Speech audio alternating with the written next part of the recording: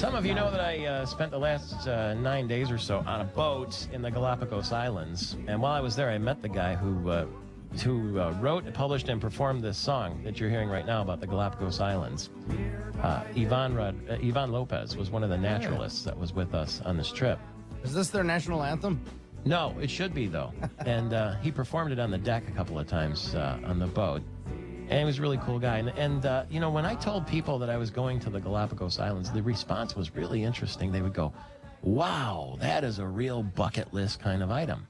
Sure. And it really was. You basically fly down to Ecuador, which for some people is an interesting thing, to say the least, and to Guayaquil. But you just very simple. You fly to Miami, and you connect to Miami down to this Guayaquil, it's called. And then you get on this plane that takes you out 600 miles out into the Pacific, right along the equator, to this chain of islands called the Galapagos Islands. In my case, it was with a company called Ventura that I went with, and they had arranged it all ahead of time. And you get on a boat that's about the size of the Mackinac Island ferry. You know, the Arnold ferry. Yeah. And except it has cabins. And so the maximum amount of people that they will take on the boat is 20. In our case, it was 16.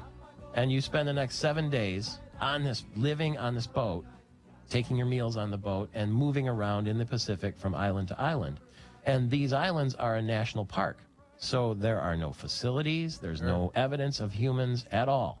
Not a trash can, and there's no cellular service, there's no television, nothing. You are out there in the wild.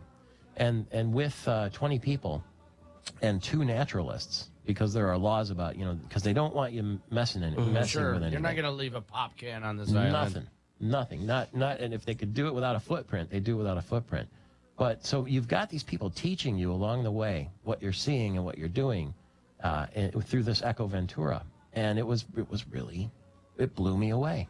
It was like being in the Arctic without the ice and snow. That's what the feel was, because it was so remote. Did you put yourself in Charles Darwin's shoes, like when he was when he first got there and said, "What the hell are all these different life forms?" I'm sure that he roughed it a little more than we did. That's for sure. I'm telling you, I think that I had this piece of audio because I thought you and Christine, your wife, this is how I pictured you guys on the island. It's been awful living here without an upstairs maid. But, lovey, we don't have an upstairs. A downstairs maid. We don't have a downstairs either. As a matter of fact, we don't even have servant quarters. Thurston Howell III, Gilligan's Island. There were lots of times when I felt like this is what it would be like to be deserted on a desert island. Yeah. Because when the 20 people get there, sometimes you have free time where you can go wander off yourself down the beach. But the weird thing was, and it wasn't weird, at first it was startling, but you became used to it, there were sea lions all over the place. And these animals are totally protected, so they're not necessarily afraid. And you could walk like right up to a sea lion. I swam with a sea lion, like with a snorkel gear and all that. Yeah. What was a sea lion wearing snorkel gear for? No, but I was. Oh, okay. But I could swim right alongside, and they would play with you in the water, and everything. And that's a massive animal to be, in quotes, playing with. I know. At first, it takes your breath away because it'll come right at you. Yeah. And turtles as big as this table, and fish and everything. If you like snorkeling, it was really cool. Now, how long have they kept those islands? Obviously, it probably took a while for them to pass laws in that area. When they figured out what they had, a living laboratory of evolution, decades, but a couple of decades now that they've been really, really super strict about it. But it was like being in a zoo without the bars. It was like you're in the exhibit. You stand there, and there would be, you love this. They have this bird there called the blue-footed booby. Yeah, and you can imagine how many jokes went about it.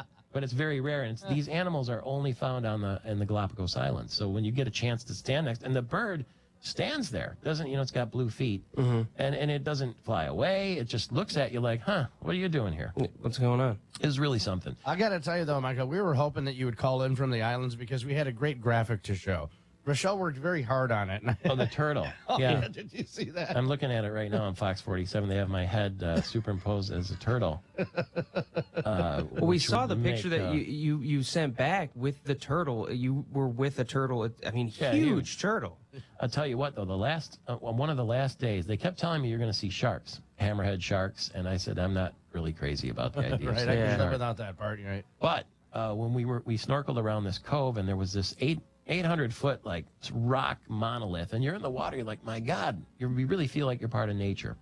And everyone else had kind of snorkeled in, and I was one of the last ones, and I'm looking at these little fish, and I'm taking video with the camera and taking pictures and whatnot. And lo and behold, I came face to face with a white-tip reef shark. And I thought, that I would be running on top of the water to get out of there. But by that time, you become so accustomed to the animals not being afraid, and you're just sort of being part of the environment. It was from here to you. No, I'm not going to tell you that an expletive didn't come out the top of my snorkel. But, there he was. And I got the camera just in time as he, kind of basically ignored me and swam right by. Well, as you've talked, with Shark Week, we talked about that a lot a couple weeks back. I mean, as long as you don't, mess with the them. It's like a bumblebee. Don't bother them. They won't bother you. And that's what it was like. But still, I'm right there with you. Something would have came out of, little expletive there or here. Believe me, after that, I said, okay, I'm out of the water now. That's enough. I don't want to be alone out here with you. But it was harmless, and it was fun. And Echo Ventura is the name of the company. I flew down on American Airlines. It was very simple. They took care of everything. And if it's it'll be a great family vacation if you want to save up for something like that. And being close to the water, people say, oh, it was a cruise. No. It was, you could reach down and touch the water at any time on this little I got to ask you, Island did anyone boat. Get sick on the boat? They were all taking the seasickness medication and all that. But no, you get a little bit of rocking and rolling.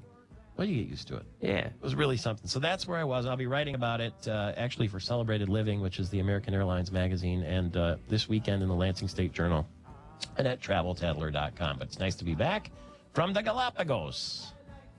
In paradise, Galapagos.